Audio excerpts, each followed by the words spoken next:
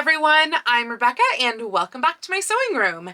This week I am continuing on with my Titanic Roses coat project right here, which if you have not seen the first two videos on this project, I will link those down below in the description so you can go check those out. But the body of the coat, the main part of the coat, is done, as you can see here. Like, we've got sleeves, we've got the main coat body, we have drafted the collar already. So one of the things that I need to draft this week are the cuffs for the coat, and I will need to figure out the embroidery for that. And I'm going to continue tweaking the embroidery for the collar as well. However, the other main thing that I need to do with this week is to make and apply all of the strips that go along all of the seams.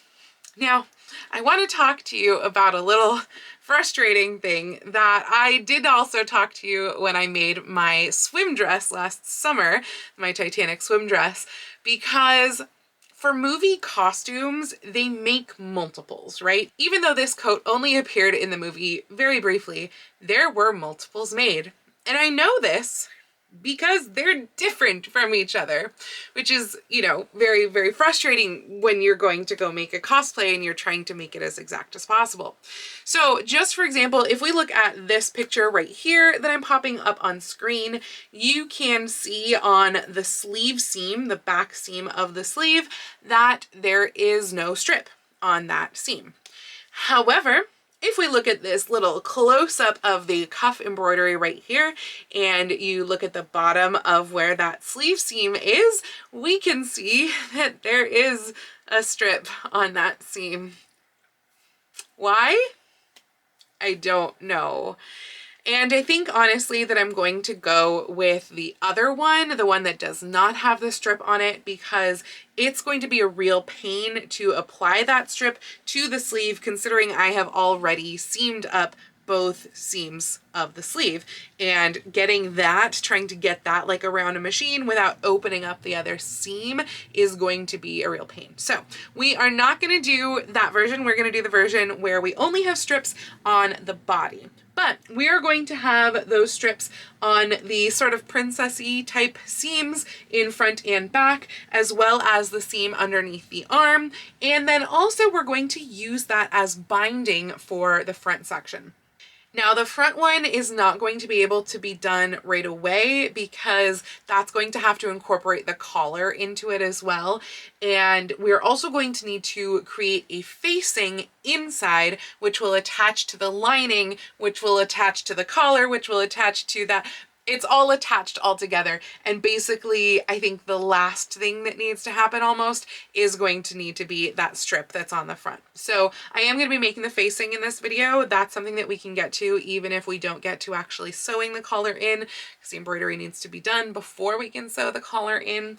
And then I'm going to do the strips on all of the rest of them. So let's talk about some dimensions going on. So this picture right here is what I'm using to determine the scale for these strips, because if we look at the button in this picture, it has a little bit of room on either side of the button for how wide the strip is. So here is the button that I am using, which is one of the buttons used in the coat in the movie, because we can see in this close-up that that is this button, and yet in this close-up that it is a completely different button that looks like it was hand done and like a death's head type button. I don't know, much more elaborate. But this is what Joanne's had, so that is what we're going to use. And this button is just about 1 inch wide. It is maybe just a little bit more than that. And so I think that it would look good to have a strip that is 1.5 inches wide. So it gets just about 1/4 inch on either side. Now that means that we need to cut it wider than that because we're going to have a fold under. So I have actually cut a strip here that is 2.25 inches because I personally find that it is easiest to fold over a 3/8 inch fold. So that's just what I went with. All my folds are going to be 3/8 inches so that this will create a 1.5 inch. Now, if we look at this close up right here, we can see that these strips are actually twilled. This fabric that I'm using does happen to have a twill weave on the back. However, if you look at the back here, we can see these kind of imperfections in the weave that where they almost look like a brighter or darker pink. That's not any sort of marking, that's literally in the weave. Whereas the correct, if you will, side of the fabric does not have that. It's just the nice brushed soft that is the same as the rest of the coat. And I feel like these are going to be more of a disruptor than trying to match the weave. So I think I'm going to ignore the twill weave part and just do it like this and have the same texture on both. Plus it'll be the same softness on both, and we won't have those weird little pink spots disrupting like we get on the back side of the fabric. So this is my little test piece. I am just going to fold the edges in here, make sure that it looks good when like stitching down the sides, because what I have to decide is which of these stitches are going to actually get stitched all the way through, because we get stitch here, stitch here, stitch here, and stitch here. There's 4 lines of stitching in this, and it's about like quarter inch, and then the 1 inch in the center. And yeah, I don't know what that's gonna look like what's it's gonna look best if I want to do all of those through all of the layers of fabric, if I want to do some of those through just these and then some through all the layers. I have to make up my mind about that. But here's our little test strip, so let's go play with some stitching and see how things look. The other thing that I'm still slightly torn on with these strips is that really I think that they do need to be cut on the straight grain. I'm pretty sure they were originally, because that's why we can see the diagonal twill weave on the, well, on theirs, it's on the outside. That would happen if this type of fabric is cut on the straight grain. However, this is a curved seam. This is the curviest seam, like it's more curvy than the back seam and obviously more than the sides. But trying to get a straight line to fit to a curved seam without any wrinkles is a big challenge. So yeah, I'm not really sure the best way to do that, but I think that if this were cut on the bias, that it would warp. I don't know. I'm honestly tempted to do a little test one of it on the bias to see if it looks any different. But yeah, I just feel like it would probably get warped out of shape on one side, especially since it's such thick fabric that's being run through the machine. So I don't know, I think I'll try a test piece anyway on the bias and see if that just helps at all. This is just pinned in place, but I am thinking that it probably does make more practical sense to have this at least slightly cut on the bias. This isn't like full on angle type bias. This is from a scrap, and it was basically as slight as I could get, so it was like 4 inches difference of an angle over this length of a piece, so not huge, but I think it did make a difference for how easily I could kind of manipulate it over the curves. So I think at the very least for the front seams, it's going to have to be on a bit of a bias to be able to get around those curves. So that's unfortunate, because obviously it's harder to cut that way because it takes up more fabric, but I think that's what it's going to have to be. So let's go ahead and start cutting a whole bunch of slightly biased 2¼ inch wide strips. So I've been applying the strips to the various bits, and this is the side seam right here. So this is the pocket, and I wanted to show you how this is done. So basically I did these stitches first on this side, just like normal, just top stitching down. And then over here, I stopped before I even put any of the ones on this side. First off, with this side, you have to make sure that you move the pocket out of the way this way, the opposite direction, so that it doesn't get caught. But then over here, I looked at where the pocket started and stopped, and I stitched that separately so that it wasn't like being attached to the coat or anything. That way it would just be free. Now, that said, I don't know that I love the fact that we do get kind of a raw edge in there. It wasn't wide enough for me to turn it twice. That was what I tried to do. But it is being caught by the second row of stitching, so I think that will be okay, hopefully. And then I went and I stitched the rest of it. I stitched armpit to the top of the pocket and bottom of the pocket to the hem.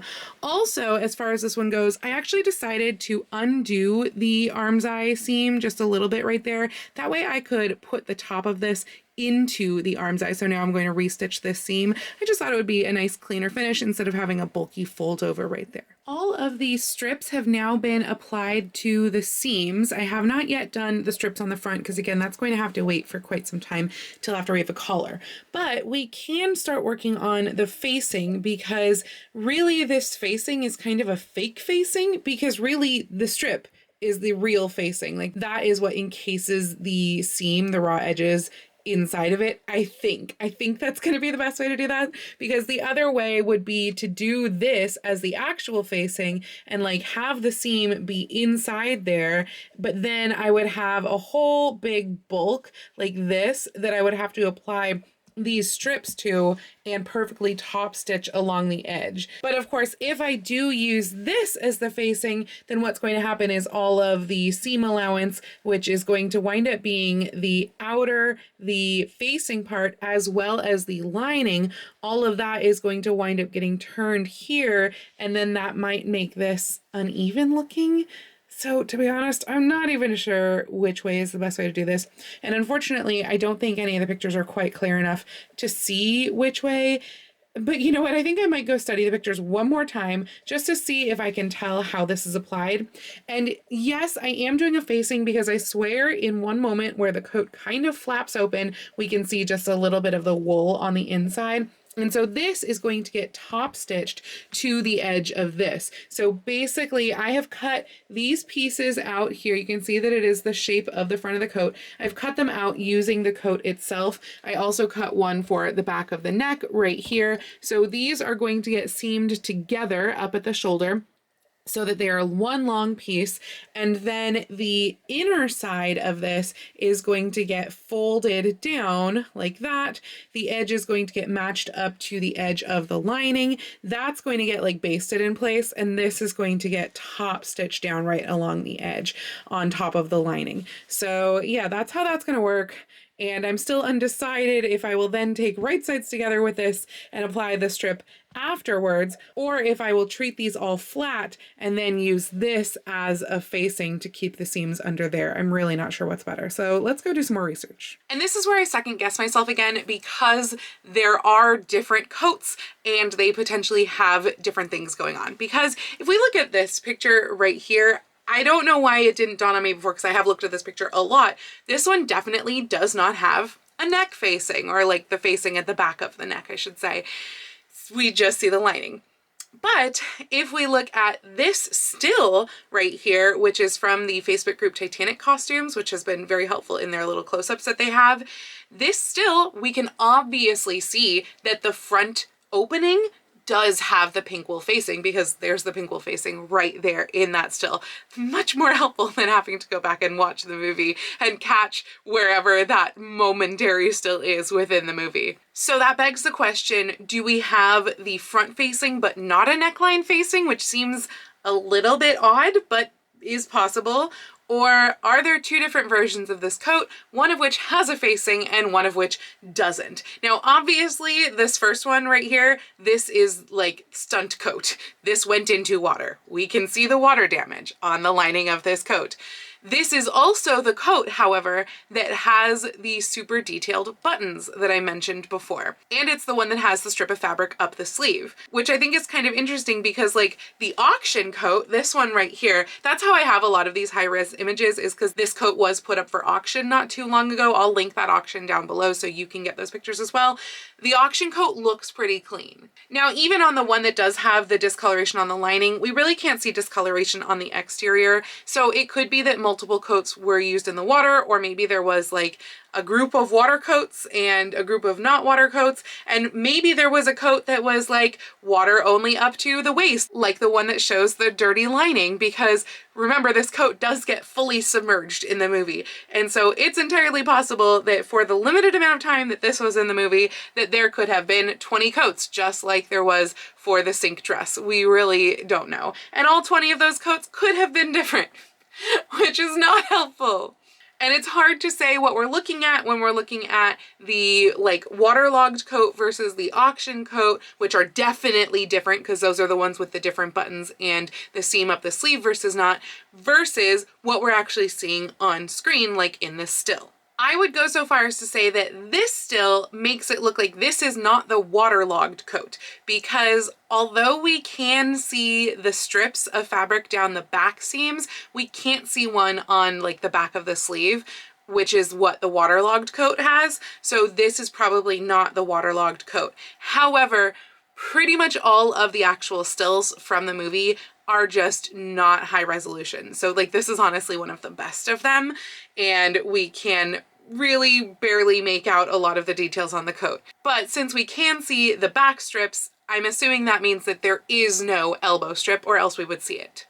And the whole question of like linings versus facings, in this still right here, we again see pink within the coat, so we have to assume probably facing. However, in this one right here, we can see the back of the coat, and it honestly doesn't really, like, we don't see the lining there. That could mean that either the lining was like a China silk that basically went completely sheer once it got wet, which is totally possible, or it could mean that there were some coats that had no lining whatsoever. And this is what happens when you're a cosplayer.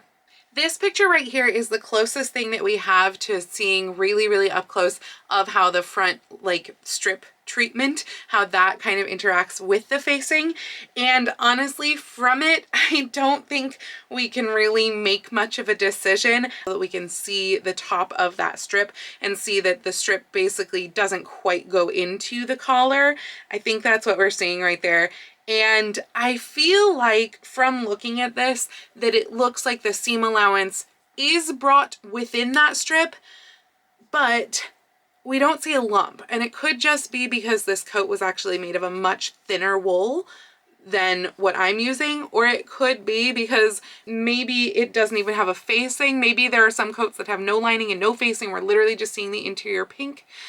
It is so hard to say, and I think I just have to make my best guess decision as to what this should be.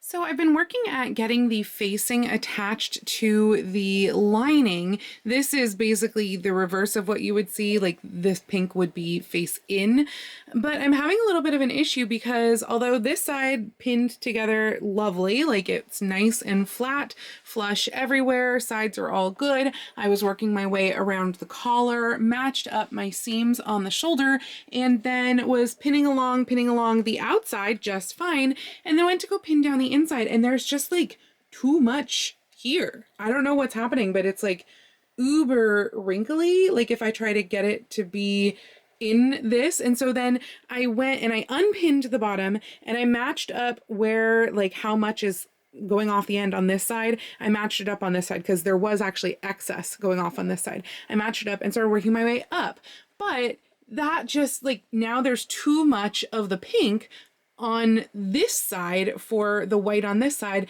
and it still seems like there's not enough of the pink for the white on this side. So I don't know what is going on. I've tried to kind of stretch this out. It doesn't seem to be helping, but that's where I am right now. Well, it doesn't look great, but I did manage to kind of squish this out as much as possible to make it so this was kind of as gathered, for lack of a better term, as possible. Basically, it wound up having to be eased in. I think you can see it a little bit more from the inside where it's like almost pleated in because of just trying to get it to fit. I'm hoping that it doesn't affect anything once I go to put it on the coat, but that again is going to have to wait for later because we need a collar to do that. So it dawned on me last night as I was falling asleep that I actually can't use the strip as like the facing, basically. I have to use the facing as the facing because the strip only goes to about here. Then there would be nothing up here. So I have to use the facing like right sides together with the coat, turn it right sides out, and then add the strip as top stitching once I am ready. Which means that I can't actually put the lining section attached with the outer until I have the collar, because the collar has to be sandwiched between those two, which means I have to do the embroidery for the collar, and I have not had any time this week where I can tweak or work on the embroidery digitizing, which obviously if you saw last week's video, you know that that still needs at least a fair bit of work, especially because that was only the center back motif, and there are at least probably 1 to 2 other motifs that have to make up the collar as well. Likewise, the cuffs wind up probably getting sandwiched in between the lining. I think that one might be a little bit different and I might be able to like hand whip the lining in for that, but I need to do the digitizing on the cuffs as well. So I think that next week is going to be honestly mostly digitizing, because I think I've pretty much gotten to the point now on the coat where I can't do anything else until I have the embroidery done. So that means that next week's video is going to be probably pretty much entirely digitizing. Knowing how much or rather little time I get per week to actually work on sewing and stuff between work and rehearsal, yeah, it's probably going to be entirely digitizing because unfortunately we are once again out of time for this week. I was hoping to get more done, just in that I was hoping to do some of the digitizing, but otherwise, I'm pretty proud of what got accomplished this week. What I think you didn't wind up really seeing in this video is the fact that I hadn't actually put together any of the lining pieces until this week. I know I talked about the lining like 2 videos ago. None of them have been assembled. So I basically made up a whole other coat by assembling all of the lining pieces, because not only is it the full body of pieces, it's also the sleeves, and then of course the facing that you did see and the strips that you saw. So yeah, that was this week's. We have most of a coat done, and next week's going to be all about embroidery. So hopefully you are interested in that, because I know it will be a little bit of a departure from sewing, since it will be so focused on embroidery and digitizing and stitch out and all of that sort of stuff. But if you liked this video, please go ahead and click the thumbs up icon. And if you'd like to see more videos like this from me, please go ahead and click subscribe and the little bell icon to be notified every time I post a new video. I do post videos here on YouTube at least once a week, with my sewing vlogs like this out on Tuesdays and sometimes additional content out on Saturdays, but I post every day over on my Instagram, so please go follow me on Instagram. That's at Lady Rebecca Fashions. And if you'd like to help support all of the work that I do on this channel, I do have a link to my Patreon and my Ko-fi down in the description below, or you can also leave me a super thanks or join my YouTube channel memberships right here on YouTube, right below the video. I'd also like to give a special shout out to my Edwardian level patrons, Jean, Janelle, and Dan. Thank you all so much for joining me today. I hope you all have a wonderful week, and I will see you very soon in my next video. Happy sewing!